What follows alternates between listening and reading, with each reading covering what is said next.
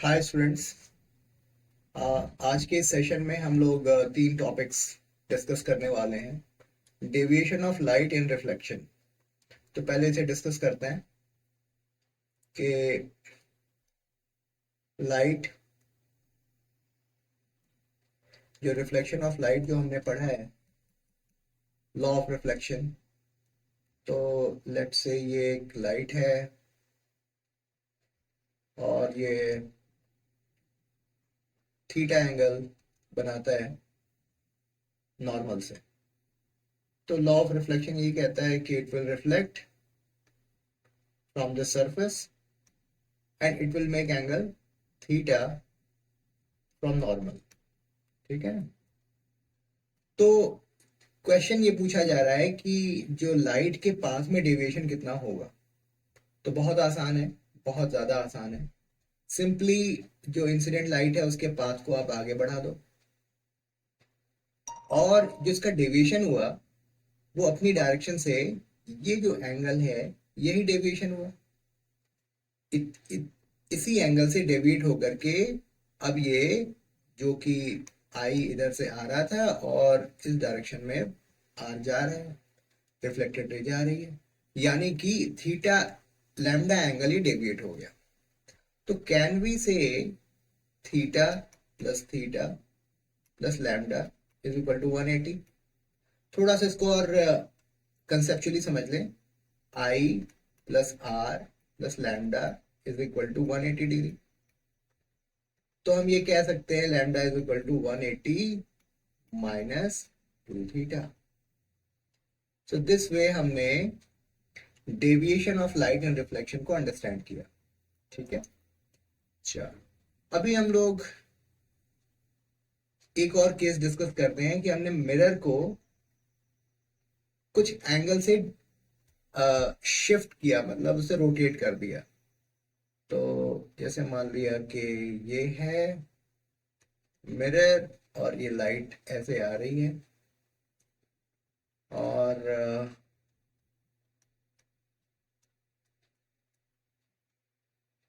ठीक है, और ये एंगल थीटा एंगल बनाते हुए निकल गया। बहुत अच्छी बात है। हम्म। अगर मैं इस मिरर को थोड़ा सा लेट से फाई एंगल में रोटेट कर दो, फाई एंगल में इसको रोटेट कर दो, तो कहने की जरूरत नहीं है कि नॉर्मल भी हमारा फाई एंगल शिफ्ट हो जाएगा। तो ये जो नया नॉर्मल इसका बनेगा वो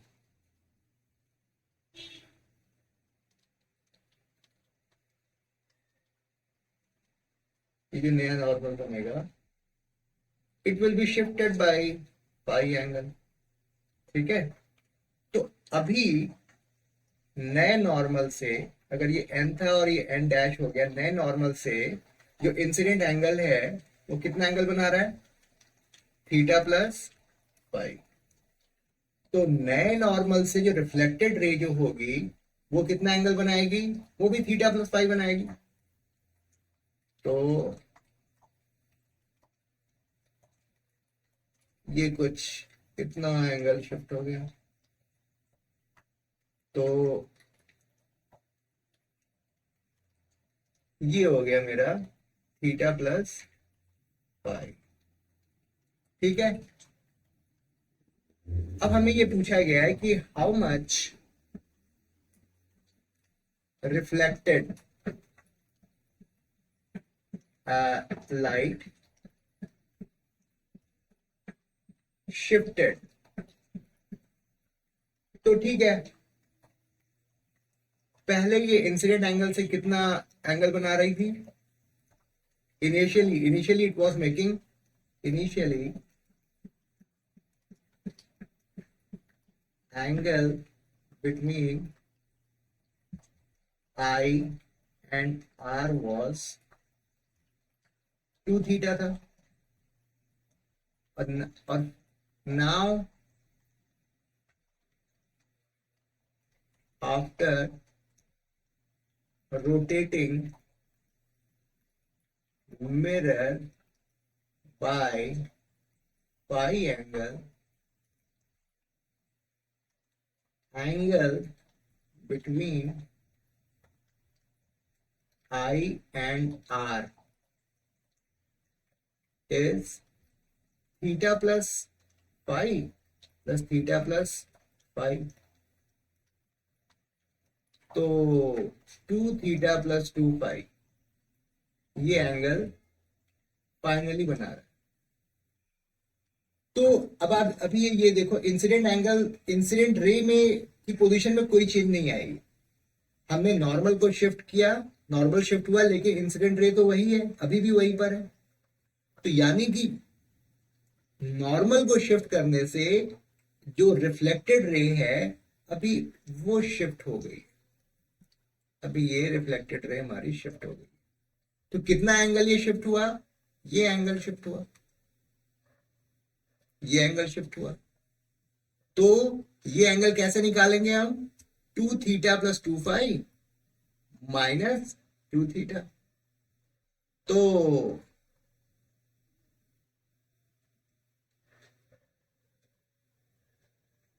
deviation of reflected ray would be कितना होगा? 2 theta plus 2 phi minus 2 theta is equal to 2 phi.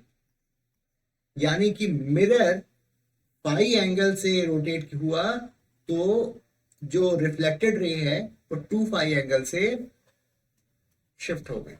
ठीक है, आई होप आपको इतनी बात समझ में आई हो। अभी एक और केस हम लोग डिस्कस कर लेते हैं, फिर इस वीडियो सेशन को हम लोग एंड करेंगे। मान लिया है कि स्फेरिकल मिरर है और एक इंसिडेंट लाइट आ रही है जो कि पैरेलल एक्सिस से principal axis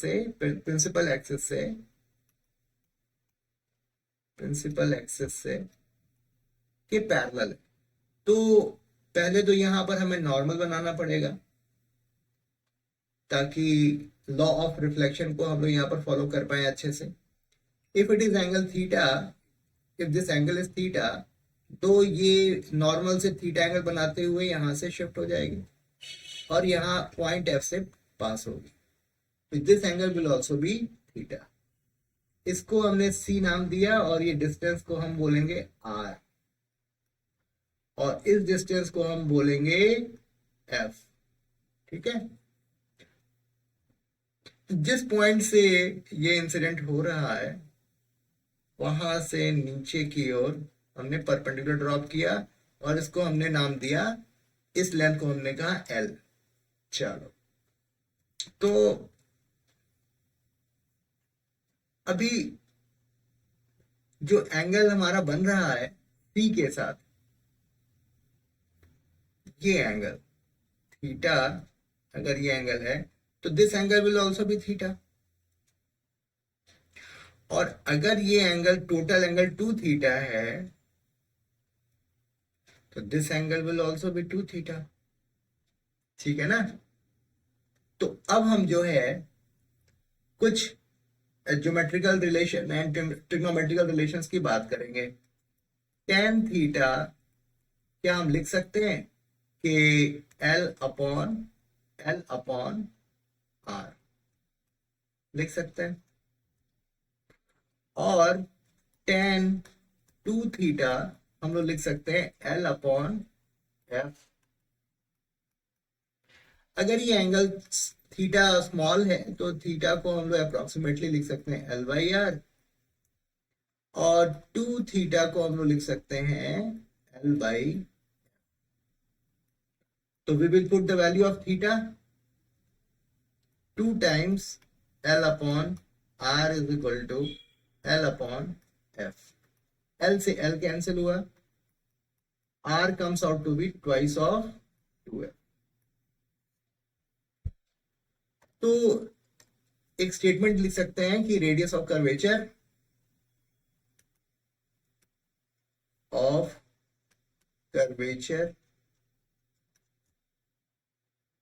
is twice of the length of focus. ठीक है, तो जितनी फोकल लेंथ है हमारी उसको डबल करेंगे तो रेडियस ऑफ कर्वेचर हमें मिलेगा. तो आई होप आपको ये तीनों एक्सप्लेनेशन समझ में आए होंगे. मैंने अच्छे से डायग्राम बना के आपको बताया. ठीक है, so I hope you like this video, and if you like this video then please do like, share and subscribe this channel, or it gives me lots of motivation. So God bless you all.